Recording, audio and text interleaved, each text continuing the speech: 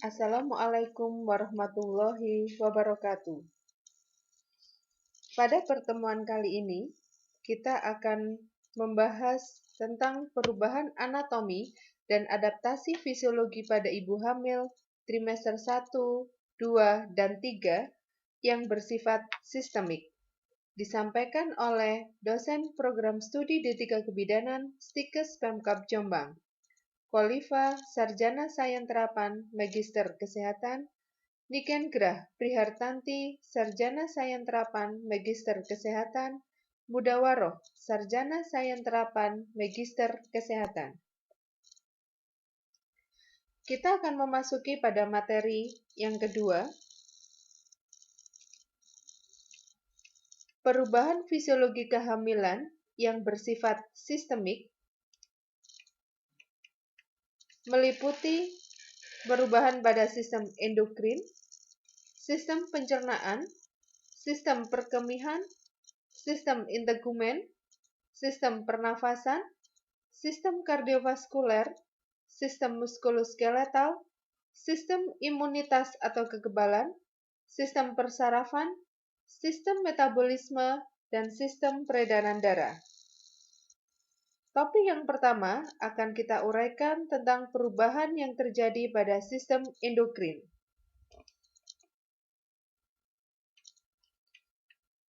Pertama, kita akan bahas tentang hormon estrogen. Hormon estrogen memiliki pengaruh umum bisa menyebabkan pertumbuhan, baik itu ukuran maupun jumlah sel.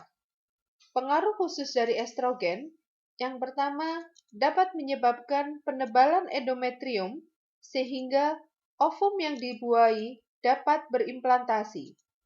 Kedua, menyebabkan hipertrofi dari dinding uterus dan peningkatan ukuran-ukuran pembuluh darah dan limpatik sehingga mengakibatkan peningkatan vaskularisasi, kongesti, dan odem. Perubahan ini menyebabkan adanya tanda Kedwick, tanda Goodell, dan tanda Hegar.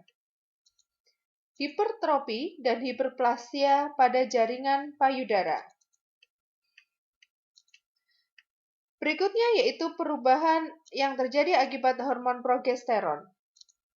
Pengaruh umum dari hormon progesteron yaitu peningkatan sekresi bersifat mengendorkan atau merelaksasikan pada otot polos.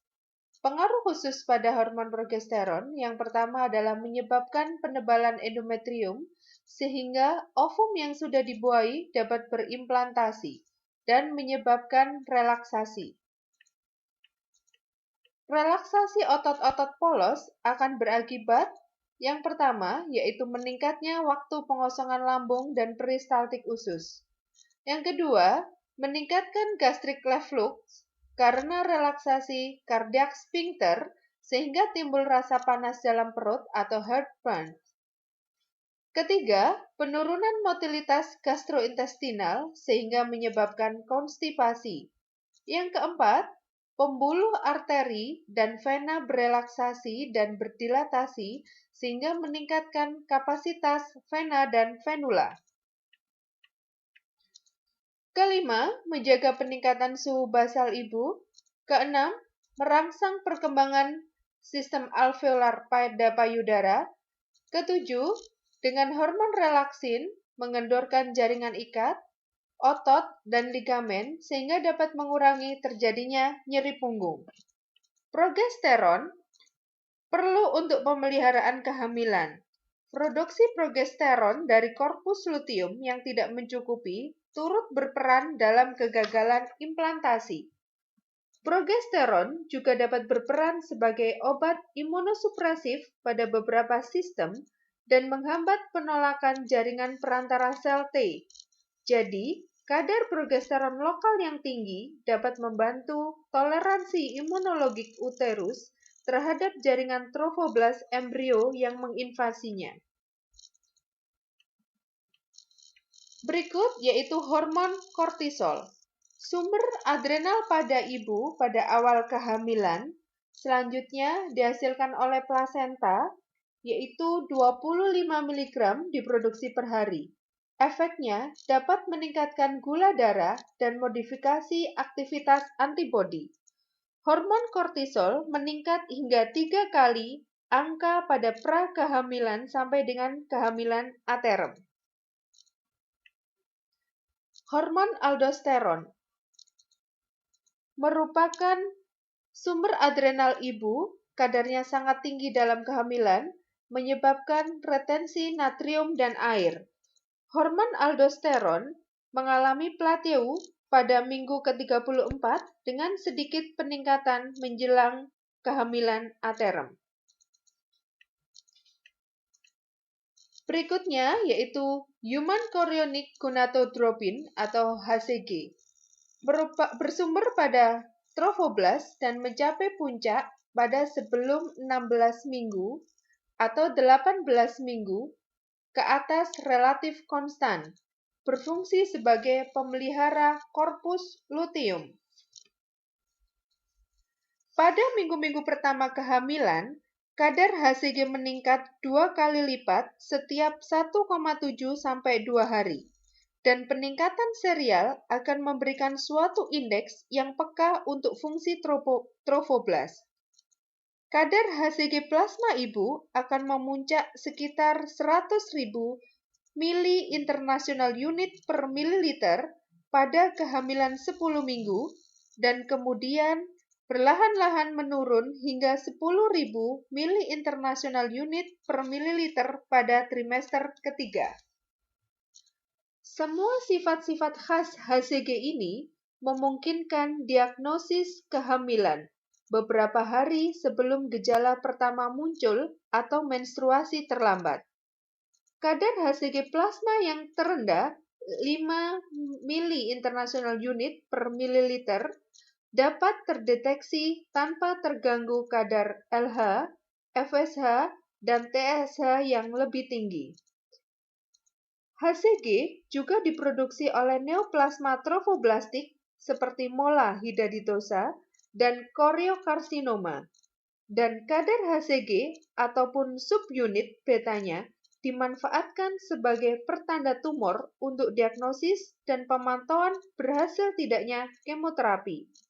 Wanita-wanita dengan kadar HCG yang cukup tinggi akibat penyakit trofoblastik dapat mengalami hipertiroid klinis, namun kembali eutiroid bila kadar HCG berkurang selama kemoterapi. Berikutnya yaitu hormon human placental lactogen atau HPL. Meningkat seiring dengan plasma dalam kehamilan, berfungsi sebagai laktogenik dan antagonis insulin. HPL ikut berperan dalam perubahan metabolisme glukosa dan mobilisasi asam lemak bebas, menyebabkan respon hiperinsulinemik terhadap beban glukosa dan berperan dalam terjadinya resistensi insulin perifer yang khas pada kehamilan. Produksi HPL secara kasar sebanding dengan massa plasenta. Laju produksi sesungguhnya dapat mencapai 1-1,5 gram per hari dengan waktu paru serum sekitar 15-30 menit. Pengukuran HPL untuk menilai kesejahteraan janin telah banyak digantikan oleh profil biofisik yang merupakan indikator yang lebih peka akan adanya bahaya pada janin. Berikutnya yaitu hormon relaxing, sumber korpus luteum, level tertinggi pada awal kehamilan.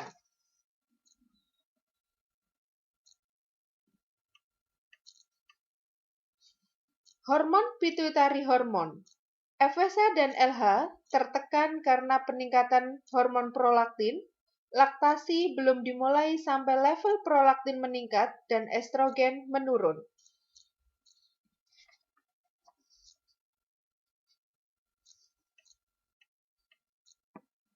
Pankreas. Janin dalam pertumbuhannya di dalam rahim mempunyai pertumbuhan dan perkembangan, sehingga tingkat glukosa darah ibu menurun pada awal kehamilan dan pankreas menurunkan produksi insulin. Peran utama insulin dan glukosa adalah transport zat-zat gizi intraseluler, khususnya glukosa, asam amino, dan asam lemak. Insulin tidak dapat menembus plasenta, namun lebih memperlihatkan pengaruhnya terhadap metabolit-metabolit yang ditransport. Kadar glukosa puasa dipertahankan pada tingkat yang lebih rendah. Karbohidrat yang berlebih diubah menjadi lemak, dan lemak akan segera dimobilisasi bila asupan kalori dikurangi. Jadi, pada kehamilan normal, kadar glukosa dikurangi secukupnya, namun mempertahankan glukosa untuk kebutuhan janin, sementara kebutuhan energi ibu dipengaruhi dengan meningkatnya metabolisme asam lemak perifer. Perubahan-perubahan metabolisme energi ini menguntungkan janin dan tidak berbahaya bagi ibu dengan diet yang adekuat. Berikutnya yaitu paratiroid. Hiperplasia yang disebabkan oleh estrogen dan HPL. Tingkat paratohormon dalam kehamilan meningkat dan mencapai puncaknya pada minggu ke-13 sampai ke-35. Kebutuhan akan kalsium untuk perkembangan kerangka janin diperkirakan sekitar 30 gram menjelang aterem. Kebutuhan ini dapat dipenuhi melalui hiperplasia kadar paratiroid dan peningkatan kadar serum hormon paratiroid.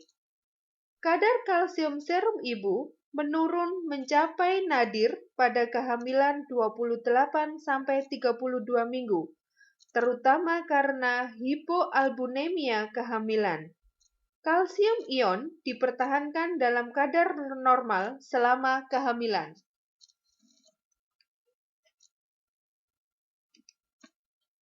Berikutnya, kita akan uraikan perubahan anatomi pada sistem pencernaan. Yang pertama, perubahan terjadi pada rongga mulut. Ibu akan mengalami salivasi, mungkin akan meningkat sehubungan dengan kesukaran menelan akibat naus atau mual. Pada gusi, dapat terjadi hiperemis dan melunak, kadang berdarah kalau terkena cedera ringan. Terjadi pembengkakan gusi sangat vaskuler yang disebut dengan epulis kehamilan. Perubahan pada motilitas saluran gastrointestinal.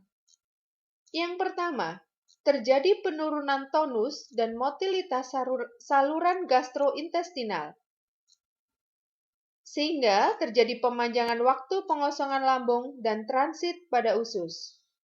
Kedua, karena pengaruh hormon estrogen, pengeluaran asam lambung akan meningkat, menyebabkan pengeluaran air liur yang berlebihan atau hipersalivasi. Yang ketiga, pada daerah lambung akan terasa panas, terjadi mual, dan sakit atau pusing kepala, terutama pada pagi hari yang disebut dengan morning sickness. Muntah yang terjadi disebut dengan emesis gravidarum. Bila muntah berlebihan sehingga mengganggu kehidupan sehari-hari atau aktivitas ibu sehari-hari, maka disebut dengan hiperemesis gravidarum. Perubahan yang terjadi pada usus besar, usus kecil, dan apendik. Karena kehamilan berkembang terus, maka lambung dan usus digeser oleh uterus yang membesar ke arah atas dan ke arah lateral. Apendik, sebagai contoh, bergeser ke arah atas dan ke arah lateral dan seringkali mencapai pinggang kanan. Hormon progesteron menimbulkan gerakan usus semakin berkurang, relaksasi otot-otot polos, sehingga makanan lebih lama berada di dalam lambung dan apa yang telah dicerna lebih lama berada di dalam usus. Perubahan sistem pencernaan yang dirasakan oleh ibu hamil pada trimester 1. Rasa mual, baik yang sedang maupun berat, dengan atau tanpa terjadinya muntah setiap saat, baik itu pada siang maupun malam hari. Apabila terjadi pada pagi hari, disebut dengan morning sickness. Pada beberapa wanita ditemukan adanya ngidam makanan, yang mungkin berkaitan dengan persepsi individu wanita tersebut mengenai apa yang bisa mengurangi rasa mual dan muntah. Pada trimester 2 dan trimester 3 akan muncul konstipasi karena pengaruh hormon progesteron yang meningkat, timbul perut kembung karena ada tekanan uterus yang membesar, munculnya hemoroid, perasaan panas pada perut atau heartburn terjadi karena adanya aliran balik asam gastrik ke dalam esofagus bagian bawah. Berikut kita akan uraikan perubahan anatomi dan fisiologi pada sistem perkemihan. Pada ginjal. Pada saat kehamilan, ginjal sedikit bertambah besar, panjangnya bertambah 1–1,5 cm, volume renal meningkat 60 mili dari 10 mili pada wanita yang tidak hamil. Pelvis renal dan ureter mengalami dilatasi dan relaksasi. Terjadi keterlambatan antara waktu pembentukan urin dan ketika urin sampai pada bladder. Terjadi stagnan urin, merupakan media yang sangat baik untuk pertumbuhan mikroorganisme, sehingga merangsang terjadinya infeksi saluran perkemihan. Berikutnya, kita akan uraikan perubahan anatomi dan fisiologi pada sistem integumen. Pada sistem integumen, terjadi peningkatan ketebalan kulit dan lemak subdermal, muncul hiperpigmentasi pada daerah-daerah tertentu, misalkan pada muka, pada perut. Pertumbuhan rambut dan kuku, aktivitas kelenjar keringat meningkat, meningkatnya aktivitas sirkulasi dan vasomotor, muncul striae gravidarum, penggelapan warna atau hiperpigmentasi pada nipple atau puting susu, pada daerah areola, pada aksila, vulva, dan muncul linea nigra. Muncul rasa gatal pada daerah-daerah tertentu. Berikut ini adalah gambar di mana menunjukkan pada gambar A ada linea tampak di situ, linea nigra yang muncul pada ibu hamil. Kemudian pada gambar B menunjukkan adanya striae gravidarum, garis-garis pada perut ibu. Berikutnya, kita akan uraikan perubahan anatomi dan fisiologi pada sistem pernafasan. Pada sistem pernafasan ibu hamil, terjadi penurunan tekanan CO2, sehingga ibu merasakan sesak nafas, sehingga meningkatkan usaha ibu hamil untuk bernafas. Kebutuhan akan oksigen meningkat, pernafasan menjadi lebih pendek, terjadi peningkatan vaskularisasi, dan terjadi hiperventilasi kehamilan. Pada gambar di sini menunjukkan terjadinya perubahan posisi organ pernafasan pada ibu hamil, di mana diafragma tertekan oleh pembesaran uterus. Berikutnya, kita akan uraikan perubahan anatomi dan fisiologi pada sistem kardiovaskuler. Usia kehamilan 16 minggu terjadi hemodilusi oleh karena hipertrofi kardiak sampai dengan usia kehamilan 32 minggu. Usia kehamilan 24 minggu, tekanan darah ibu hamil naik seperti sebelum aterem. Terjadi peningkatan volume darah dan cardiac output, di mana peningkatan komposisi plasma menjadi 1000 cc, peningkatan sel darah merah sampai dengan menjadi 450 mili, cardiac output 30% sampai 50%. Terjadinya kecenderungan koagulasi.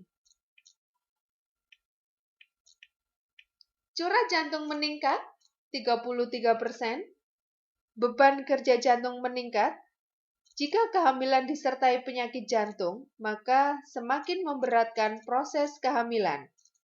Akibat perubahan posisi uterus dapat menekan pembuluh darah vena cava inferior. Progesteron menurunkan tonus otot pembuluh darah sehingga terjadi relaksasi. Muncul sindrom hipotensi supin pada ibu hamil, di mana aliran darah pada sistem saraf pusat menurun 30% sehingga menurunkan kesadaran, ibu hamil mudah pingsan, terjadi odem pada tungkai bawah karena perbedaan tekanan darah pada ekstremitas bawah, mata ibu hamil berkunang-kunang, dan muncul keluhan pusing pada ibu hamil. Berikut ini kita akan uraikan perubahan anatomi dan fisiologi pada sistem muskuloskeletal. Pada sistem muskuloskeletal, kita lihat terjadi perubahan pada postur tubuh ibu hamil menjadi lordosis, muncul keluhan nyeri punggung, relaksasi dan meningkatnya mobilitas persendian pelvis, rectus abdominalis menjadi terpisah. Pada gambar yang sudah ditampilkan menunjukkan postur ibu sebelum kehamilan pada gambar A. Gambar B menunjukkan postur yang kurang tepat pada ibu hamil. Gambar C menunjukkan postur yang tepat pada ibu hamil, posisi lordosis dengan kepala tetap tegak lurus ke depan. Pada gambar berikut menunjukkan posisi rectus abdominalis selama ibu mengalami kehamilan. Gambar A menunjukkan normal rectus abdominalis pada wanita yang belum hamil. Gambar B menunjukkan diastasis recti abdominalis pada ibu yang sedang hamil. Berikut ini kita akan uraikan perubahan anatomi dan fisiologi sistem imunitas pada ibu hamil. Sistem imun pada kehamilan. Proses perkembangan sistem imun pada manusia dimulai sejak masa kehamilan. Selama hamil, terjadi natural imbalance pada sistem imun tubuh kita, di mana sistem imun yang lebih berkembang adalah TH2, direct immunity, dibandingkan TH1, direct immunity. Sitokin yang terdapat pada TH direct immunity akan menekan imunitas seluler pada TH1 direct immunity, sehingga tidak terjadi penyerangan antara komponen ayah dan komponen ibu pada tubuh janin. Jika ketidakseimbangan alamiah ini tidak terjadi, di mana TH1 direct immunity lebih dominan atau seimbang dengan TH2 direct immunity, besar kemungkinan akan terjadi keguguran. Setelah bayi dilahirkan, konsentrasi TH2 mulai berkurang dan sistem imun yang lebih berkembang adalah TH1 direct immunity. Ketidakseimbangan alamiah yang terjadi pada saat di dalam kandungan bergeser menuju titik seimbang antara TH1 direct immunity dan TH2 direct immunity. Hal ini memungkinkan agar tubuh bayi lebih siap untuk melawan patogen dari luar. Pada saat di dalam rahim, janin menunjukkan respon imun spesifik yang rendah terhadap antigen makanan, dan inhalen limfosit T muncul pada usia kehamilan 13 minggu. Prekursor sel T mulai teraktivasi pada usia kehamilan 18-22 minggu. Antibodi imunoglobulin G ibu meningkat dan ditransfer ke janin pada usia kehamilan 20 minggu ke atas. Pada tabel di sini menunjukkan usia janin dalam minggu, kemudian imunitas innate, imunitas humoral, imunitas seluler, dan imunitas pasif. Pada usia janin 5-16 minggu, terbentuk makrofag di hati, sehingga terbentuk prekursor sel T di hati. Pada usia janin 9-10 minggu, dimulainya sintesis komplement, terbentuk prekursor sel B di hati, kemudian terbentuk prekursor sel T di timus. Usia janin 12-14 minggu, terbentuk makrofag pada limfonodus dan APC MH kelas 2, prekursor sel B dilengkapi dengan imunoglobulin D, imunoglobulin G, dan imunoglobulin A. Terbentuk sel T, CD4 dan CD8 di hati dan limfa. Dimulainya transfer imunoglobulin G ibu ke janin. Pada saat usia janin berusia 16-17 minggu, makrofag di hati telah matur dan neutrofil beredar ke seluruh tubuh janin. Sel B terbentuk dalam jumlah yang besar di limfa, darah, dan sumsum tulang. Pada imunitas seluler, terbentuk sel T di dalam darah dan jaringan limfoid. Penyusunan kembali reseptor sel T. Pada usia janin 20-30 minggu, imunitas humoral sel B mulai mensekresi antibodi, sehingga terjadi peningkatan secara glandual limfosit sel T yang memproduksi limfokin. Terjadi peningkatan secara gradual transportasi imunoglobulin G.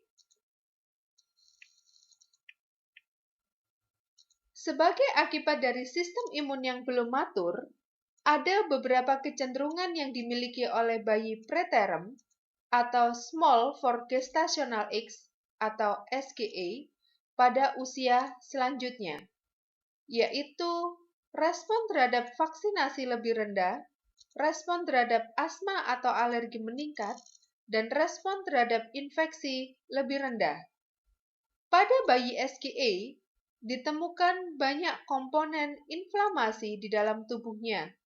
Berdasarkan penelitian yang dilakukan oleh Amarillo tahun 2011, menunjukkan bahwa sebagian besar bayi SGA terlahir dari ibu yang preeklamsi. Pada ibu yang mengalami preeklamsi, terdapat banyak komponen inflamasi di plasentanya, sehingga janin tidak atau lambat mengalami pertumbuhan. Berikutnya, kita akan uraikan perubahan anatomi dan fisiologi pada sistem persarafan. Pada ibu hamil, terjadi perubahan kompresi persarafan pelvis, postur ibu menjadi lordosis, timbul odem pada ekstremitas bawah, muncul akrotesia atau mati rasa, timbul tension head cut, ada keluhan kepala terasa melayang atau pusing, terjadi hipokalsemia.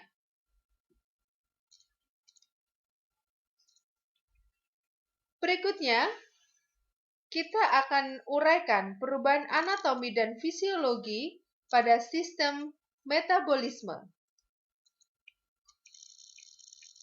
Pada ibu hamil, terjadi peningkatan BMR 15% sampai 20% pada usia kehamilan 16 minggu. Terjadi penimbunan protein, kadar lemak dalam darah meningkat, dan ada kecenderungan ketosis.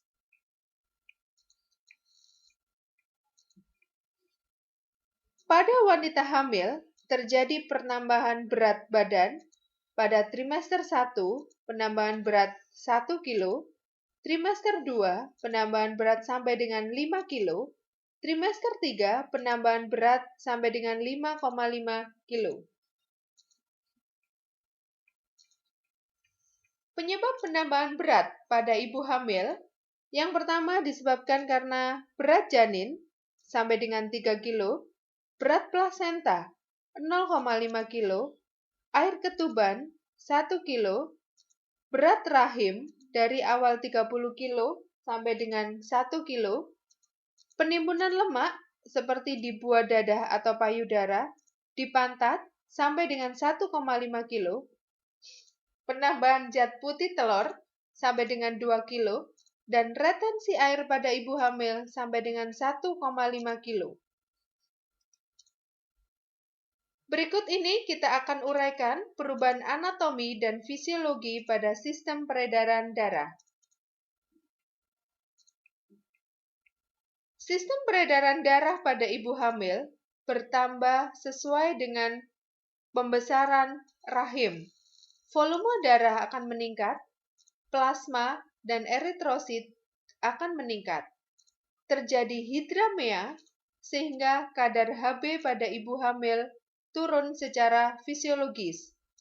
Batas fisiologis kadar Hb pada ibu hamil 10 gram per sen, eritrosit 3,5 juta per milimeter kubik, leukosit 8.000 sampai 10.000 milimeter kubik. Muncul hemodilusi pada ibu hamil, yaitu proses pengenceran darah akibat meningkatnya jumlah plasma pada ibu hamil. Tujuannya memperlancar hemodinamik agar aliran nutrisi lancar, meningkatkan pemenuhan kebutuhan oksigen ibu dan janin, menyebabkan tekanan darah tepih menurun sehingga dapat memperlancar peredaran darah khususnya menuju plasenta, meringankan kerja jantung sekalipun curah jantung meningkat dan nadi naik 10 kali per menit. Hemodilusi menyebabkan ekstravasasi dan menimbulkan timbunan cairan limfe ekstraseluler sehingga terjadi odem, meningkatkan laju endap darah pada ibu hamil.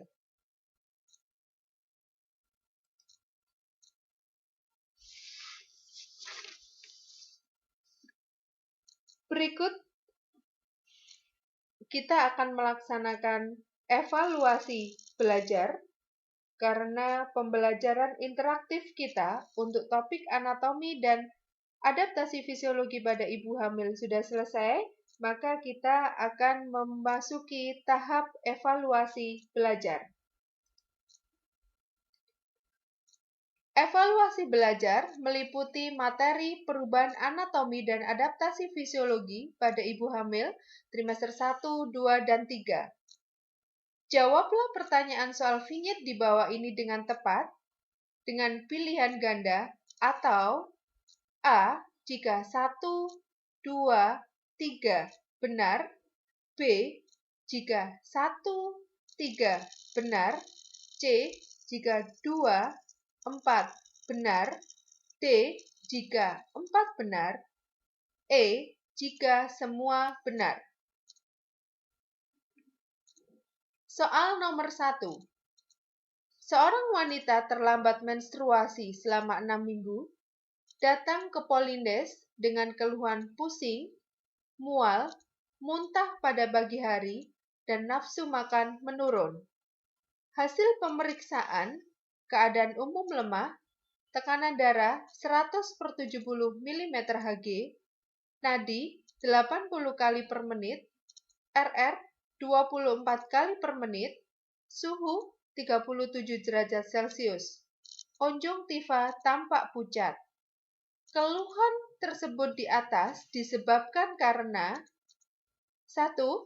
Peningkatan kadar progesteron, 2. Peningkatan kadar estrogen, 3. Pengaruh HCG, 4. Pengaruh hormon prolaktin.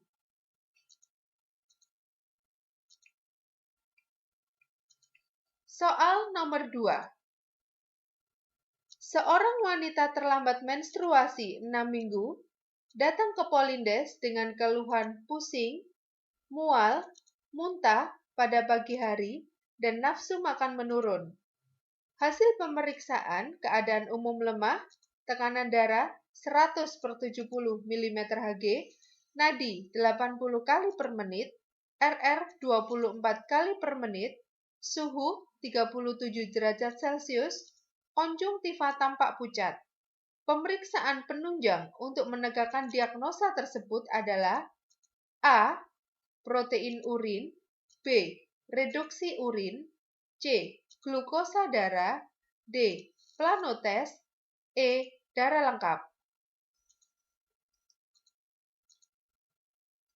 Demikian pembelajaran interaktif kita tentang perubahan anatomi dan adaptasi fisiologi pada ibu hamil trimester 1, 2, dan 3.